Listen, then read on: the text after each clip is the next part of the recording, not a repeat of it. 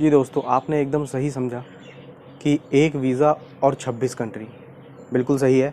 एक वीज़ा लेकर के आप 26 कंट्री ट्रैवल कर सकते हो, जिस वीज़ा को हम शेंगन बोलते हैं। तो ये 26 कंट्री का एक ग्रुप है, जिसमें से आप किसी भी एक कंट्री से वीज़ा लेकर के और 26 कंट्री में ट्रैवल कर सकते हो।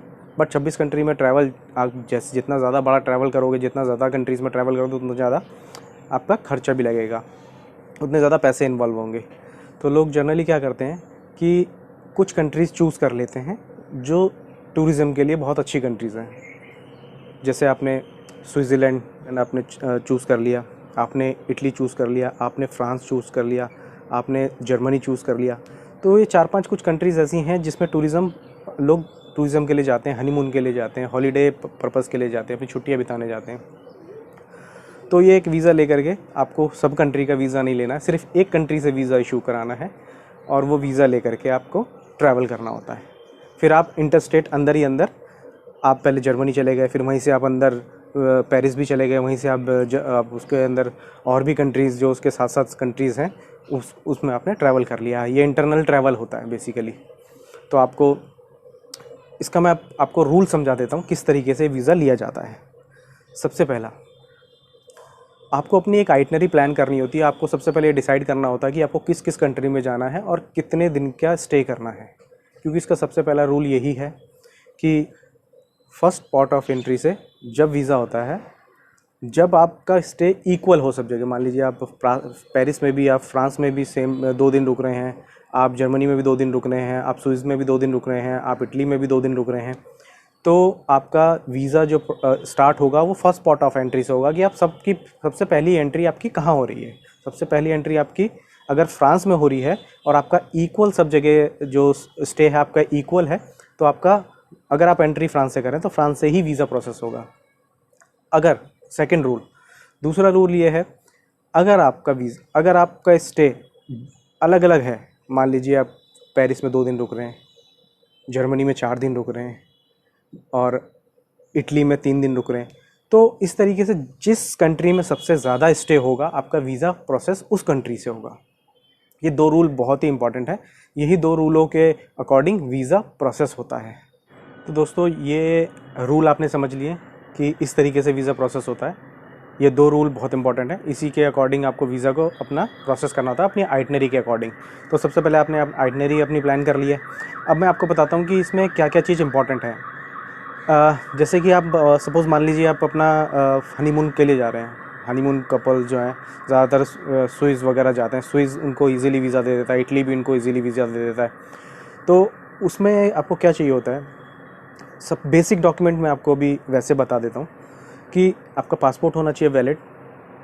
आपका पासपोर्ट मिनिमम 6 मंथ वैलिड होना चाहिए डेट ऑफ रिटर्न से, ये मिनिमम है। मिनिमम मतलब वैसे तो आपका पासपोर्ट 2-4-5 साल वैलिड होना ही चाहिए, बट ये लास्ट क्राइटेरिया होता है, बिल्कुल लास्ट एकदम, कि आपको 6 महीने तो मिनिमम वैलिड चाहिए आपकी डेट ऑफ रिटर्न से। जब आप वहाँ से आपका ट्रिप ख़त्म करके वापस आ रहे हैं तब से आपका ये पासपोर्ट जो है 6 महीने वैलिड होना चाहिए। दूसरा, आपकी रिसेंट फ़ोटोग्राफ्स चाहिए होती हैं। आपके एम्प्लॉयमेंट का प्रूफ चाहिए होता है। अगर आप मान लीजिए एम्प्लॉय है कहीं पे, तो अपने एम्प्लॉयर से आपको डॉक्यूमेंट लेने होते हैं, अपनी सैलरी स्लिप लेनी होती है, अपनी बैंक स्टेटमेंट लेना होता है। अगर मान लीजिए आईटीआर फाइल करते हैं तो लास्ट 3 ईयर्स का आईटीआर चाहिए होता है। अगर आप आईटीआर फाइल नहीं करते हैं या आपकी सैलरी उतनी नहीं है कि आप आईटीआर फाइल करते हैं, तो फॉर्म 16 की ज़रूरत होती है। फॉर्म 16 आप अपना कैरी कर सकते हो, अपने एम्प्लॉयर से लेकर के उसको एप्लीकेशन में डाल सकते हो। और अपनी एक लीव अप्रूवल होता है जो कि एचआर आपको देता है, एक एनओसी देता है जो एचआर आपको देता है। लीव अप्रूवल और एनओसी दोनों का एक कंबाइंड लेटर बनता है, जिसमें एचआर सारा मेंशन करता है, आपकी एम्प्लॉय आईडी वगैरह सब कुछ मेंशन करता है कि आप इतने से इतने दिन के लिए लीव पे जा रहे हो, इस पर्पज़ के लिए जा रहे हो। तो उनको कोई ऑब्जेक्शन नहीं है। ये हो गया एनओसी, नो ऑब्जेक्शन सर्टिफिकेट। तो ये आपको अपने एम्प्लॉयर से लेना होता है। अपनी सैलरी स्लिप लेनी होती है 6 महीने की, जो आपका एचआर इशू करता है। ये तो आपके बेसिक डॉक्यूमेंट रहे। बाकी अब आइटनरी से रिलेटेड आपको क्या क्या चाहिए होता है। जब आप अपने इस ट्रैवल को प्लान करते हो तो उसमें आपको आपका टिकट चाहिए होता है, आपको डे टू डे आइटनरी चाहिए होती है। डे टू डे आइटनरी क्या होती है वो भी मैं आपको बताता हूँ। डे टू डे आइटनरी होती है कि आप डे वाइज कैसे जा रहे हो। मान लीजिए आप दिल्ली से निकले तो आपकी आइटनरी पूरी डिटेल में होगी, इस तरीके से बनी होगी, वो आपका टूर ऑपरेटर बना के देगा।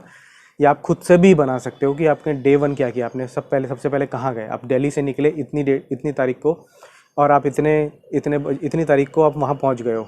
मान लीजिए आप स्विस में पहुँच गए हो, या फिर फ्रांस में पहुँच गए हो, जर्मनी में पहुँच गए हो। वहाँ फिर आपने एक दिन वहाँ स्टे किया, दूसरे दिन आपने क्या किया, सिटी टूर लिया।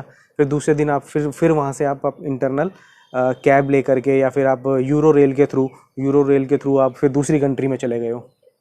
तो ये होती है, जब तक आप उस कंट्री से वापस इंडिया नहीं आ जाते तब तक की एक आइटनरी बनती है, डे टू डे आइटनरी बोलते हैं, जिसमें आपके पूरे दिन की डिटेल्स होती है। तो वो डे टू डे आइटनरी आपको चाहिए होती है। आपको होटल कन्फर्मेशन चाहिए होता है। होटल कन्फर्मेशन में आपका हर कंट्री का जहाँ जहाँ आप स्टे कर रहे हैं, जितने दिन का स्टे कर रहे हैं, उनका नाम होगा, कितने दिन के लिए स्टे कर रहे हैं, किस डेट को एग्जिट कर रहे हैं, किस डेट को एंट्री कर रहे हैं, वो सारी डिटेल आपके होटल कन्फर्मेशन वाउचर में होनी चाहिए। ये आपकी टिकट हो गई, होटल वाउचर हो गया। एक शेंगेन कंट्री इंश्योरेंस भी लेती है, travel insurance, medical travel insurance, जो बहुत मैंडेटरी होती है, जिसके बगैर वीज़ा अप्लाई नहीं होता, तो वो भी एक इशू करानी होती है। तो वो आपकी प्लान के अकॉर्डिंग, आपकी एज के अकॉर्डिंग, आपका डेट ऑफ ट्रैवल के अकॉर्डिंग और आपकी एज के अकॉर्डिंग वो आपको एजेंट इशू करके देता है, या आप खुद से भी किसी ट्रैवल कंपनी से, किसी इंश्योरेंस कंपनी से इशू करवा सकते हो। तो ये डॉक्यूमेंट आपको बेसिक है। उसके बाद आइटनरी हो गया, आपका होटल हो गया।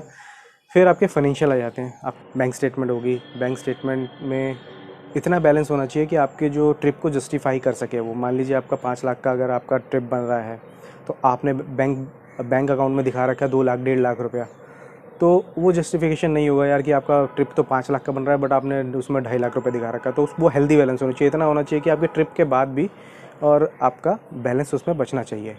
सपोज़ आपने उसमें 10 लाख रुपए दिखा रखा है बट आपका जो ट्रिप बन गया वो 4.5-5 लाख के बीच में आता है, बट आपके पास 5 लाख फिर भी बच रहा है। तो इस तरीके से आपकी हेल्दी बैलेंस, आपकी बैंक स्टेटमेंट होनी चाहिए। उसमें जो ट्रांजैक्शन होनी चाहिए वो बहुत हेल्दी होनी चाहिए। हेल्दी से मेरा मतलब है कि आपका जो ट्रांजैक्शन है वो कैश में ना हो। मतलब जैसे आपने कैश बहुत ज़्यादा आपकी ट्रांजैक्शन में दिखाई दे रहा है कि आपने 2 लाख रुपया, 5 लाख रुपया, 3 लाख रुपया, 1.5 लाख रुपया कैश से ट्रांजैक्शन हो रही है, वो नेगेटिव, बेसिकली एम्बेसी उसे नेगेटिव अकाउंट मानती है, और उसमें फिर क्वेश्चन भी उड़ जाते हैं, और फिर वो वीज़ा थोड़े चांसेस कम हो जाते हैं वीज़ा लगने के। देखिए वैसे तो वीज़ा देना ना देना वो एम्बेसी के हाथ में ही होता है, बट अगर आपकी फ़ाइल अच्छी बनी हो तो, अब जैसे ये जो पॉइंट मैं बता रहा हूँ आपको, ये पॉइंट अगर आप फॉलो करोगे तो आपके वीज़ा डेफिनेटली आपको एम्बेसी देगी। क्योंकि ये मेरा एक्सपीरियंस है। अपनी एक्सपीरियंस के अकॉर्डिंग मैं बहुत सारी फाइल्स हैंडल कर चुका हूँ, तो ये एक्सपीरियंस के अकॉर्डिंग ही मैं आपको ये सारी चीज़ें गाइडेंस दे रहा हूँ। तो अब बताएं फाइनेंशियल में आपने ITR हो गया आपके। ITR नहीं है तो फॉर्म 16, अगर फॉर्म 16 नहीं है तो फिर आपको एक रीज़न देना होता है। अब मान लीजिए आपके पास ITR भी नहीं है, आपके पास फॉर्म 16 भी है, फॉर्म 16 नहीं है, क्यों नहीं है? क्योंकि अगर आप वर्किंग हो तो फॉर्म 16 होना चाहिए। अगर वो भी नहीं है तो आपको एक रीज़न देना होता है लेटर पे कि आपके पास इस वजह से ITR नहीं है, इस वजह से आपके पास फॉर्म 16 नहीं है। अब दोस्तों एक पॉइंट और उठेगा कि अगर मान लीजिए जिनके पास पैसा नहीं है या जिनके अकाउंट में पैसे नहीं हैं, क्या वो ट्रैवल नहीं कर सकते? ऐसा भी नहीं है। अगर मान लीजिए आपकी फैमिली बैकग्राउंड अच्छा है, आपके पेरेंट्स के पास पैसे अच्छे हैं, मतलब उनका बिज़नेस है और उनके अकाउंट में अच्छी हेल्दी बैलेंस है, उनकी कंपनी के अकाउंट का जो बैलेंस शीट है बहुत हेल्दी जाता है, तो कुछ नहीं, आप उनसे भी स्पॉन्सर ले सकते हो। आपके पेरेंट्स आपको स्पॉन्सर कर सकते हैं आपकी ट्रिप को, तो उसमें बहुत ज़्यादा परेशान होने की ज़रूरत नहीं होती। आप अपने पेरेंट्स के सपोर्टिंग डॉक्यूमेंट लगा सकते हो कि, और आपके पेरेंट्स की तरफ से एक लेटर होता है जिसमें स्पॉन्सरशिप लेटर होता है, जो वो दिखाते हैं कि मेरी अर्निंग यहाँ से है और मैं इतना अर्निंग है, ये मेरे बैंक बैलेंस है, ये मेरा अकाउंट है, और मैं अपने बच्चों को या अपनी डॉटर इन लॉ को, अपने सन को उनका हनीमून ट्रिप स्पॉन्सर कर रहा हूँ। तो इस तरीके से भी आप वीज़ा प्रोसेस कर सकते हो अगर आपके अकाउंट में नहीं है तो ये भी एक तरीका होता है कि आपका वीज़ा इस तरीके से प्रोसेस किया जा सकता है। तो अब बात करते हैं कि अब मैं आपको एक लिस्ट वैसे बता देता हूँ। आपका पासपोर्ट हो गया, आपका बेसिकली आपकी एप्लीकेशन हो गई, आपकी तरफ से एक सेल्फ लेटर हो गया, आपके एम्प्लॉयर की तरफ से लेटर हो गया, आपके फाइनेंशियल हो गए।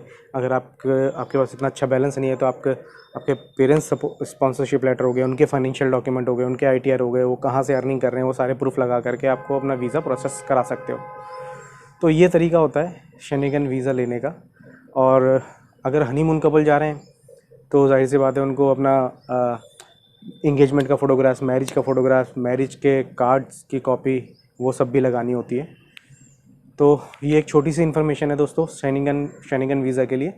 एक कंट्री में जो मैंने बताया कि आप एक कंट्री से वीज़ा लो और आप 5-6 कंट्री आराम से जा सकते हो। तो जाने को तो आप 26 कंट्री भी जा सकते हो, बट वो 26 कंट्री में जब आप जाओगे तो जाहिर सी बात है आपको उसको टाइम भी इतना चाहिए और उसी हिसाब से आपके एक्सपेंस भी बढ़ जाएंगे, क्योंकि हर कंट्री में आप होटल लोगे, हर कंट्री में आप ट्रांसफ़र लोगे, आपका हर कंट्री में ट्रैवल भी करोगे आप। ऐसा नहीं है यूरो रेल से जाओगे, टैक्सी से जाओगे या जैसे भी जाओगे, तो ये आपके एक्सपेंस बढ़ते चले जाएंगे। तो आप जितनी मेजर कंट्री, जो अच्छी कंट्रीज़ हैं, उसको चूज़ करके उसमें ट्रैवल कर सकते हो।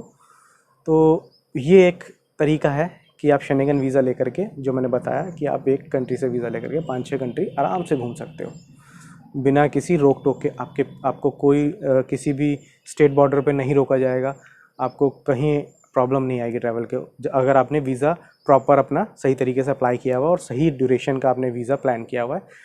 तो उसी वीज़ा को यूज़ करके आप फिर अपना ट्रिप ख़त्म करके वापस आ सकते हो। तो दोस्तों ये रहा शेंगेन वीज़ा का। अगर किसी को कोई इन्फॉर्मेशन चाहिए हो तो आप मुझे कमेंट सेक्शन में बता सकते हो, आप मुझे कमेंट्स करिए, मेरी वीडियो को लाइक कीजिए, शेयर कीजिए।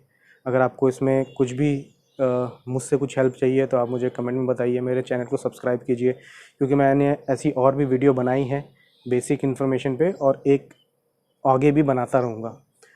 तो मुझे सपोर्ट चाहिए, और ये इन्फॉर्मेशन मैं फ्री में सबको दे रहा हूँ। अगर आप किसी कंसल्टेंट के पास जाओगे तो वो आपसे चार्ज कर लेगा। तो दोस्तों बस इतना ही है कि बट मैं फिर भी आखिरी में ये ज़रूर कहूँगा कि अपना वीज़ा अपने आप से अप्लाई मत कीजिएगा, क्योंकि इसमें बहुत सारी टेक्निकल चीज़ें होती हैं।